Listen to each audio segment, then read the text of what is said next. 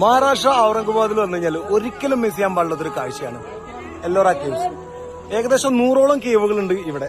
അതില് 34 കേവുകളാണ് പബ്ലിക്സിന് വേണ്ടി തുറന്നിട്ടുള്ളത്. 1 മുതൽ 12 വരെ കേവുകള് ബുദ്ധിസത്തിനും, 13 മുതൽ 29 വരെ കേവുകള് ഹിന്ദുയിസത്തിനും, 30 മുതൽ 34 വരെയുള്ളത് ജൈനിസത്തിനും വേണ്ടിയുള്ള ടെമ്പിളുകളാണ് അല്ലെങ്കിൽ കേവുകളാണ്.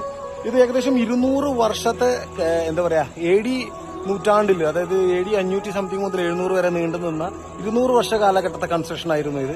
10ഓളം തലമുറകള് ഇതിൽ വർക്ക് ചെയ്തിട്ടുണ്ട്.